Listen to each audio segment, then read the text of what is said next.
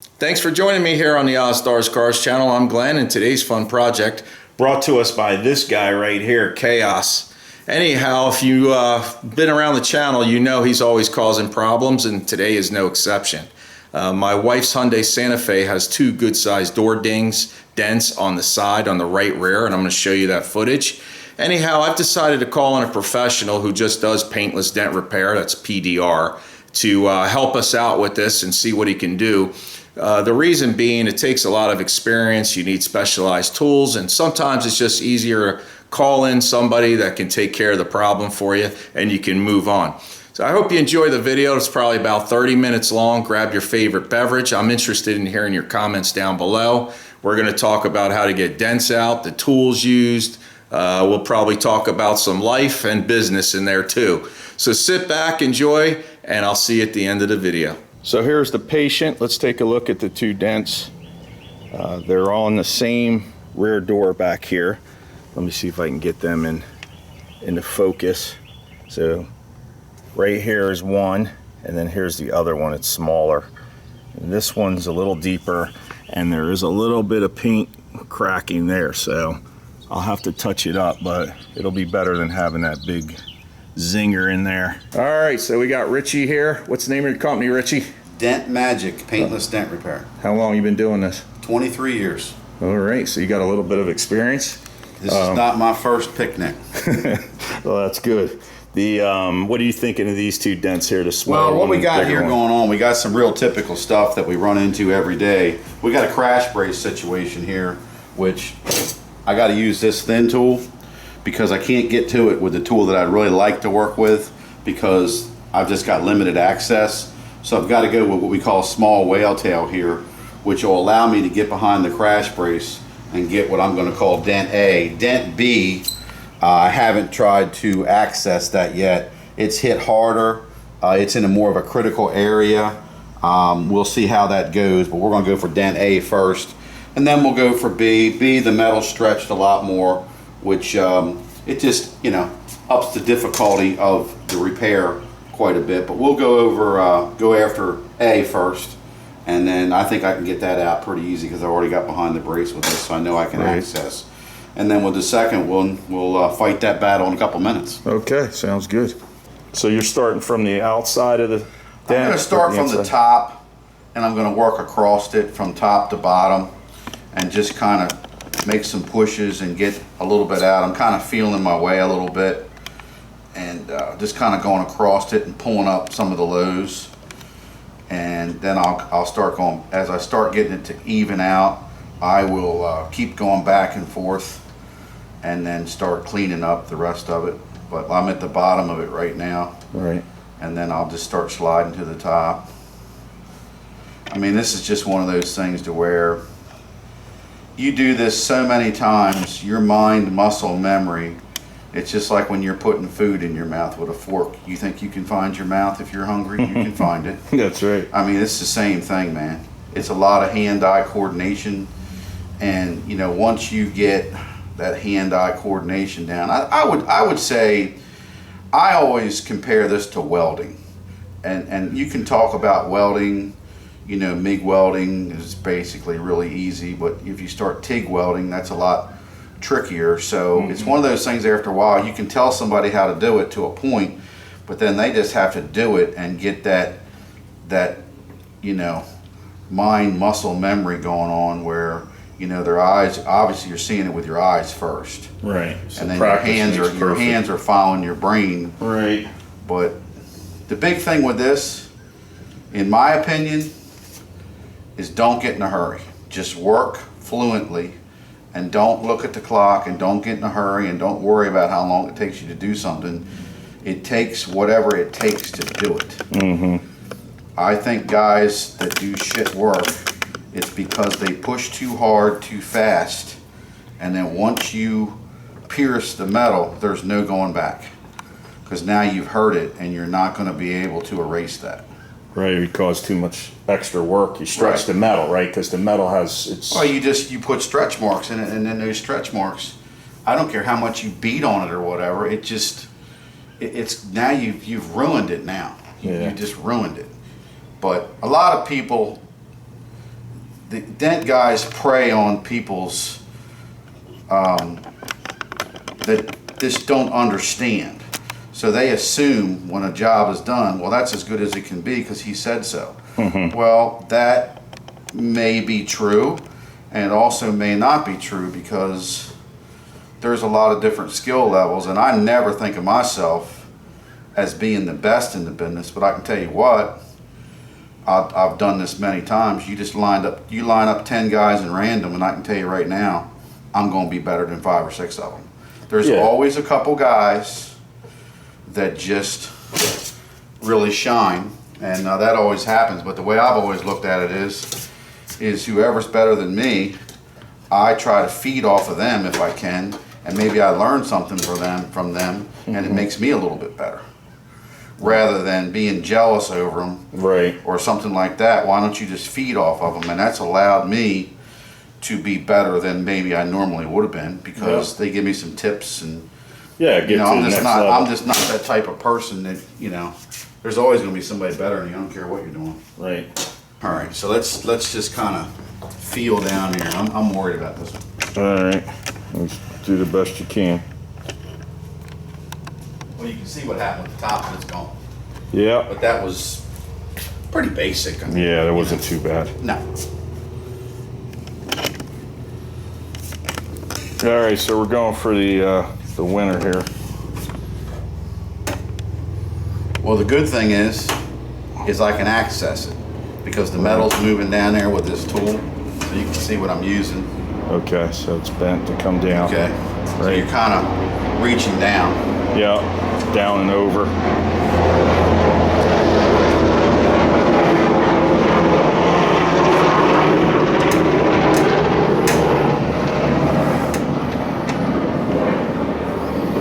So what we'll try to do with this is we'll try to get in the bottom of this, and we'll hit it a few times and see if we can get some of that bottom to come out. And it's, as I had suspected, it's aggressive. So let's we're going to do what I call a tap down relief, which sometimes it works, sometimes it doesn't. We're going to tap around the metal, around it, and we're going to try to loosen it up a little bit. Which, is that going to work? I'll let you know. So on most of the dents, like the other one, you start on the outside. You can do it. I mean, honestly, it doesn't matter the way the metal stretches. There is no, no matter what anybody tells you, there is no 1, 2, 3, A, B, C. I mean, what I like to do is I like to start at the top and work across, because that was kind of a creasing type dent. So I'll start at the top and I'll work down and get some, and then I'll work back up and get some, and I just keep going back and forth. And then I just start hitting areas that maybe I didn't push hard enough, and start pulling them up, because you're pulling lows up is what you're doing. Right. You're trying, you got a low, and around it is the surface that it should have been. So you're trying to bring that back up to the proper level it needs to be at. It's just that simple. Sometimes I see guys tap down the dent, like did they push it too hard, or is that some dents? Well, that's because they're in a hurry, and they want to show you how fast they can do it. So they push real hard and they push it out, and then they use something like this to tap it back in. Which I'm not saying there's anything wrong with that, but my point is why go balloon it out? Why are you ballooning it all out? Oh, so you can get it done quick. You want to get in there and get it done quick. With me, I like finessing it and trying not to push it too high. Yeah. That's just me. I'm not saying there's anything wrong with what they're doing. Right. Well, the metals probably stay stronger that way too, right? I mean, overall, it's a big dent. Well, metal has a memory. So once metal gets to a certain point, I can tell you right now, this is bent around this backing. It's bent around it. It's actually going around it like that. Because when this went in, that did not go in. And that's why that cracked. Right. Because it had nowhere to go. Yeah. If it could have been open all the way up to here, the dent would have been out to here. Right. But it would have been better because it would have flexed. It would have absorbed some of it. Right here, it stopped because it had nowhere to go. Gotcha. And that's why it cracked it. So here's what Richie was talking about. Back here on the door, it's the structure of the door is here, then you've got a door skin, where that's kind of wrapped around the edge here and then crimped. Well, this is where the dent, this goes back about 2 or 3 inches, and that's where that's at. Which is unfortunate, which will keep this repair at a level to where I can only get it so good, because no matter what you do, when you get done, you got to split in the paint. Right. You can't get around it. There's nothing you can do about it. So this repair only has certain possibilities that you can do. But no matter what anybody says, and there's one thing about me, I don't bullshit around, you'll never get that dent all the way gone. It's just not going to happen, because of the way it's hit. It's almost like a T. Mm-hmm. The way it's hit, and that metal is this. It's creased pretty bad. It's creased, and it's not going to come all the way back, because you're forcing it. And when you're forcing it, if you force too hard, you're going to crack it. And then if you crack it, you've defeated all purposes, because now technically it's got to be refinished. Yeah. Because it will cause a rust problem. Now your way around it would be put a little touch up in it and go that way, which I don't totally disagree with it, because with PDR, no matter what anybody says, it also is because it's cheaper. Right. So if you have to fix this at a body shop, you are painting both doors to get a match. Yep. So now all that shit's got to come apart. It's got to be refinished. The body work literally is an hour to fix it. Right. But then everything's got to be painted. The car's got to be totally bagged. You're probably talking anywhere from $700 to $1,000, $1,200, because of everything that's got to come apart on it.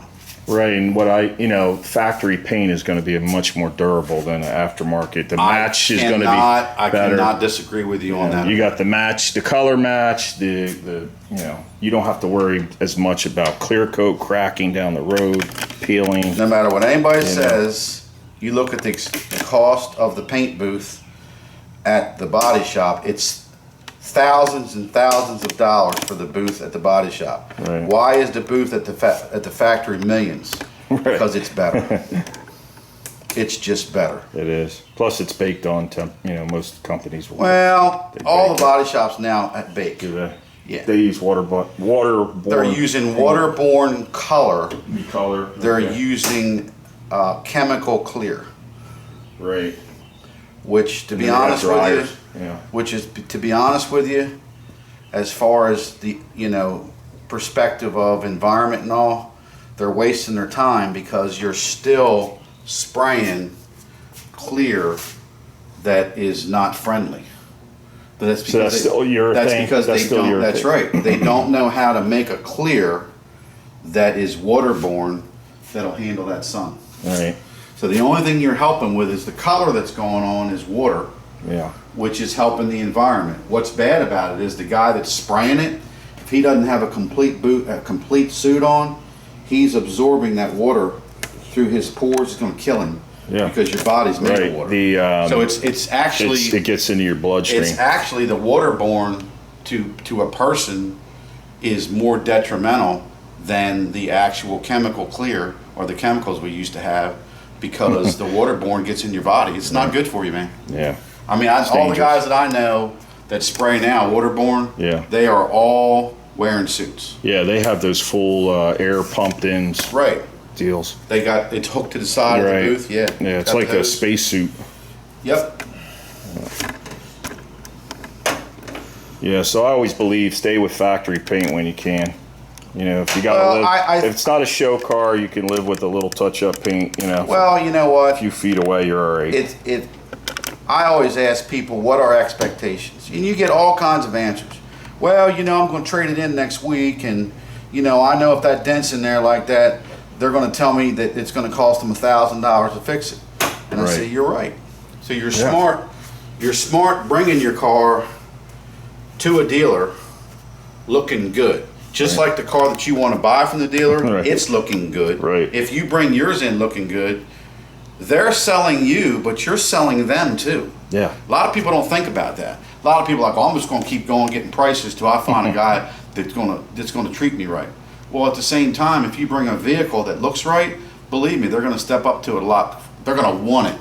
and it's going to be better for you. Well, that's why you do a lot of dealer business, because they're going to put their car out there, and people, let's face it, the oil may never have been changed ever. But as long as the body looks good and the seats are clean, that's it. They're buying it. You know what I mean? And if you're talking about like dealers, I work for. There's two of us that my company is two people, myself and my son-in-law. And we have, I think right now we got about 16 car dealers, and I can just tell you right now, only a small portion of those cars are traded to the dealership. They're coming from auctions and stuff, and they have no idea where that car's been. So a lot of people focus on, I'm here to see the Hyundai Sonata, stock number 5431, because it's the best price in Delmarva. Right. And that's great. Of course, it came from Avis Rental Car, where they never changed the oil for 3 years. Right. I see it all the time. I used to be in a rental car business then years ago. Yeah. I mean, then you know. Yeah. So some of those are real pigs. Instead of them saying, I'm looking for this car, but do you have the service records? Was it bought here new? Because if they can bring it, Mrs. Jones bought it, and here's the service records. She was here every 5,000 miles and got everything done.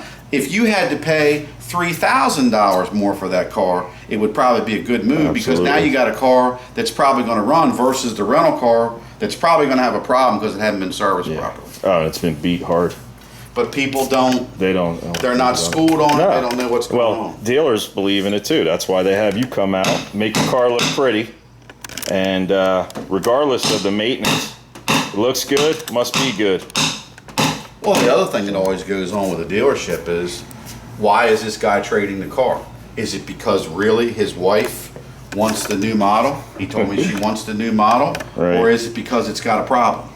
I would say 90% of them are problems. It's hard to say. It's not always because she wants the new model. Right.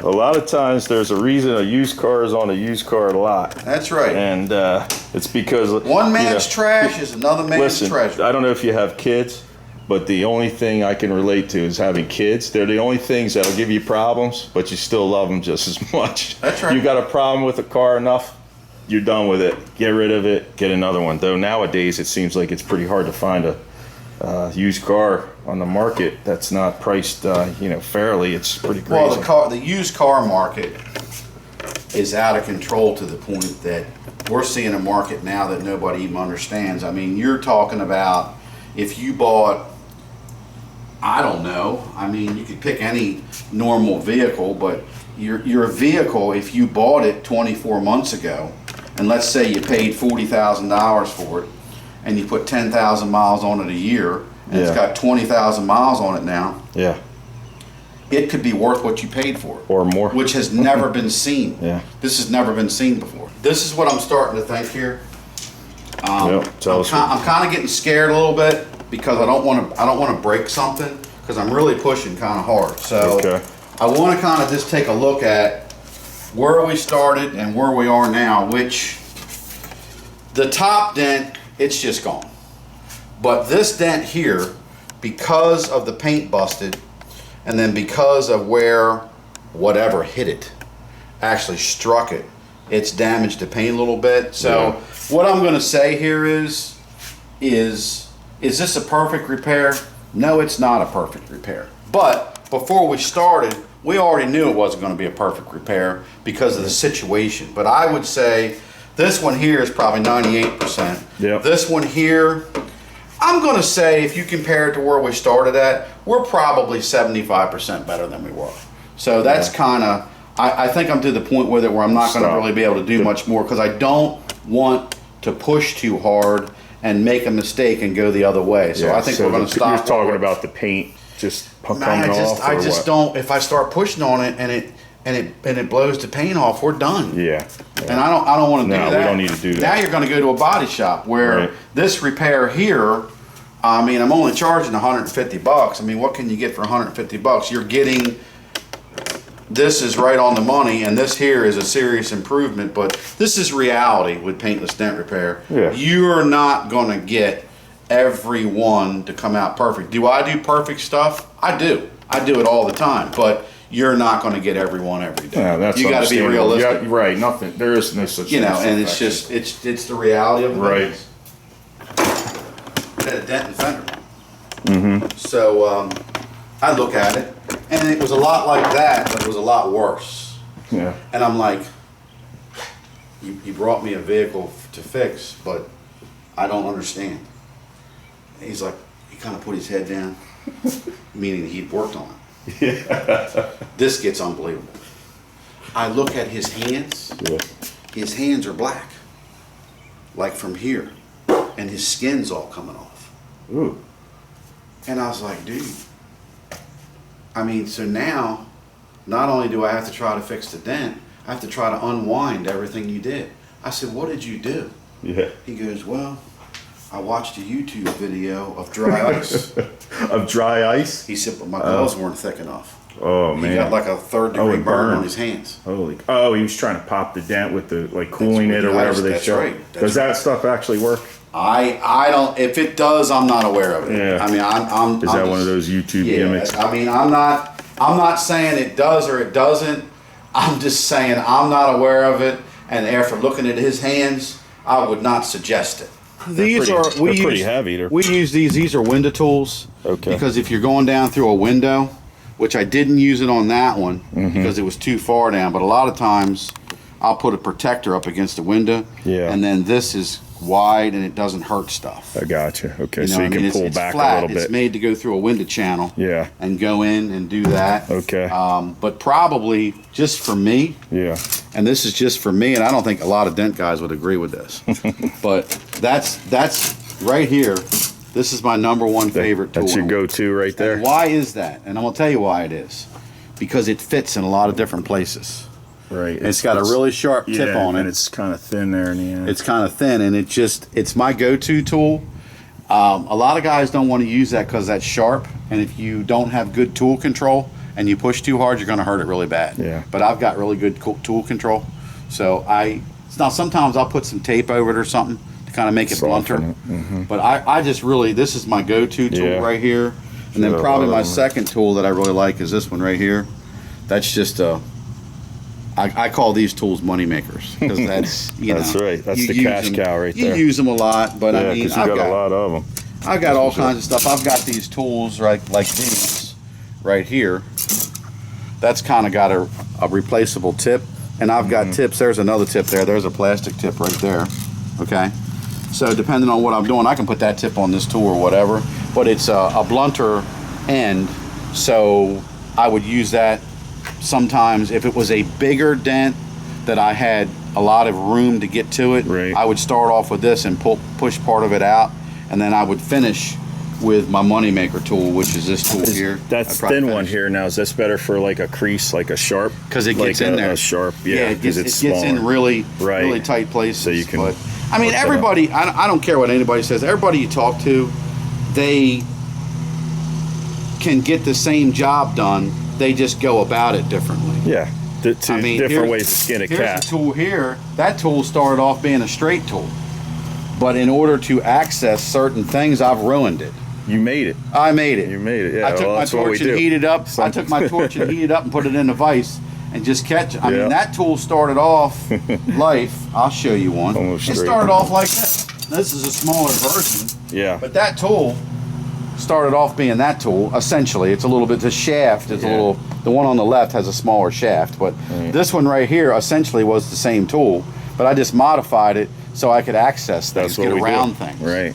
Torch and a welder can do. Yeah. Make a lot of tools with. I mean, sometimes you'd be surprised what can be done. So that's cool. It's just all about. And those boards there are just for reflection. They're reflector so you boards. Can see the wave. And the reason I didn't use that because I was in the garage. I didn't have a lot of light. Yeah. If you're out in the sun working outside where it's bright, we use the boards. And this is another light right here.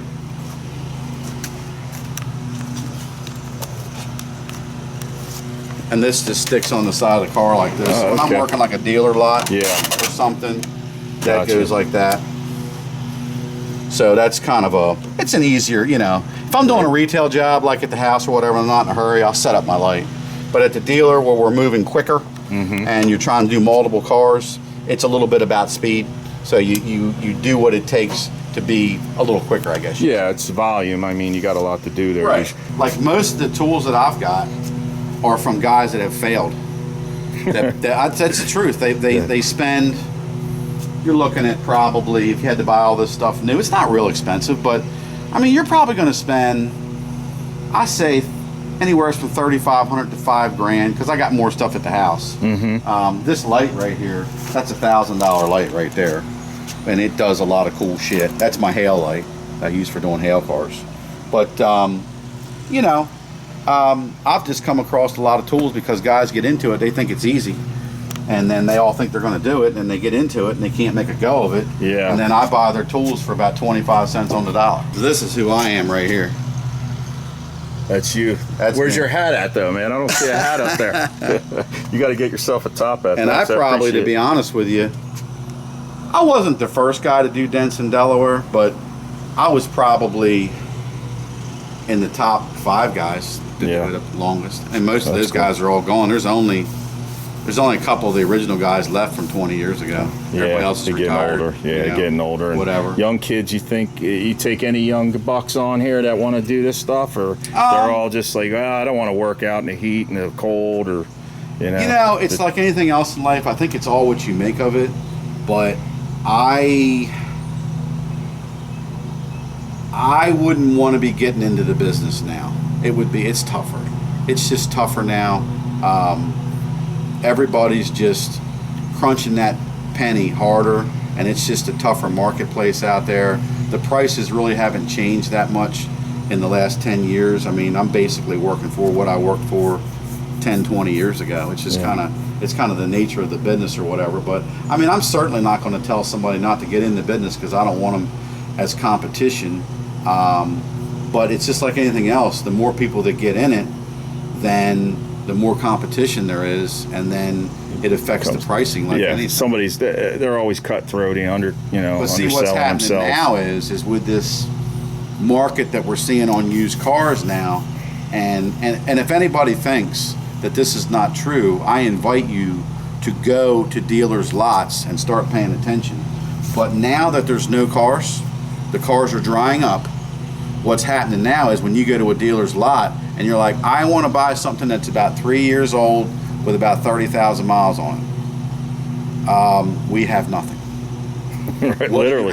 We have 6, 7, 8-year-old cars with 130,000 miles on it because that's what they have. People are keeping their cars longer. People are keeping their cars longer, and now that they can't buy a new car, they're keeping the car that they have. They're not trading their good car. They're going to trade their car that's wore out because they need a car. So what's happening is when a technician goes into a lot, if you're working on a 30,000 mile car, it's got 2 dents in it, like that door. If you're working on a 130,000 mile car, it's got 22 dents in it. Right. And the dealer, they want to pay you the same price that you're getting for the 2 dents. Right. They don't want to pay for 22 because they're dealers. It's amazing how that goes. But I run into it all the time, and what I've had to do with them now is as I price stuff, on the harder stuff, it's an hour. I do it by the hour. I look at it and I go, that's going to be 3 hours. That's going to be X dollars because of the time. And then when they start complaining about it, I just say, well, it's a time thing. Well, yeah, you've got to be compensated. Well, it's not always time. What I find being an expert in certain things or a professional, I should say, that people expect because you have the tools and the knowledge to get a job done quickly. Let's say it takes you 30 minutes to do a job, where if you didn't have as much experience or you were just a homeowner, it might take you 2 hours, right? That's correct. So they believe, hey, you got it done in 30 minutes. I shouldn't have to pay this amount. It took me 20 years to get to that point. Right, and that's what I find a lot of people don't know. Yeah, it's true. I just do things a little bit different than all my competition and stuff like that. I mean, I'm real straight up with everybody. I think in some cases, it's a really good business point for me. I think in some cases, I don't always tell people what they want to hear. Yeah, well, I appreciate your honest up front, personality. Sometimes it's hard for people to swallow that, but it is what it is. That's what I say, And I tell everybody all the time, I get, especially on the phone calls and the pictures, and I'll write back, looks more like body shop to me. Yeah. And a guy will go, why? And I'll say, because I've fixed about 1 million cars in 20 years, and I can tell you that really needs to go to a body shop. because I'm going to spend a lot of time on it. And then if you have high expectations, I don't think we're going to meet your expectations. I said, so I will even suggest to you a body shop in your area, because I work for a lot of body shops, that you may want to go see that is reputable.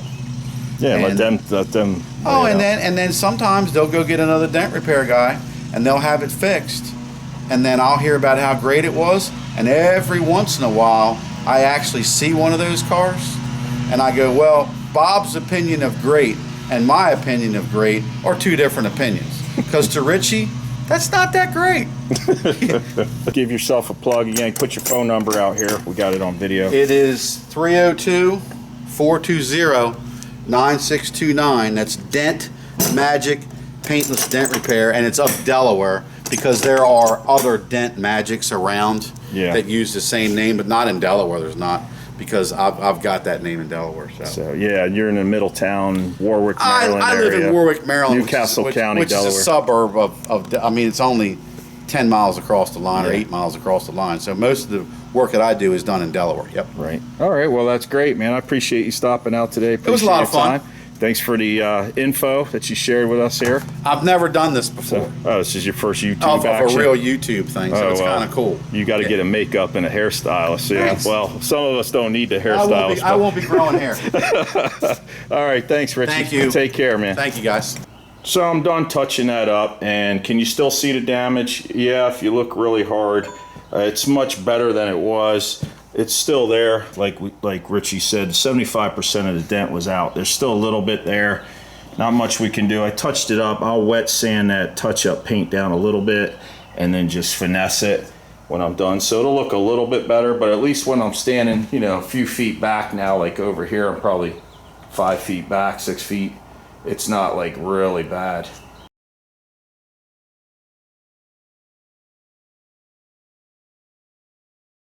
Okay, so we got some words of wisdom on paintless dent repair, otherwise known as PDR. So as you saw, this was a realistic example. We couldn't get 100% of those. Well, the one dent came out 100, well, 95, let's put it that way, percent. The other one about 75, 80. So it's much better with some touch up, needs a little more finessing. It'll be fine. The car's 8 years old. It's 118,000 miles, and it's been in a lot of parking lots. All I can keep doing is preaching to my wife that she parks somewhere safer. I don't know. Anyway, you know what I mean, so spread the word. Girlfriend, boyfriend, husband, wife, park in a safer spot, which usually means away from everybody else. But hey, what are you gonna do? So that's life right there, and that's how it goes. So I hope you enjoyed the video. I hope you found it educational and interesting. If you did, please smash the thumbs up button. I appreciate that. Check me out on Facebook as Ozzstar. Instagram is Ozzstar1. I'm gonna go bail before this thunderstorm. I don't know if you can hear it rolling in and we lose power. So let me hit the AC. It's hot as heck out here, and I'll see you guys on the next one. Take it easy.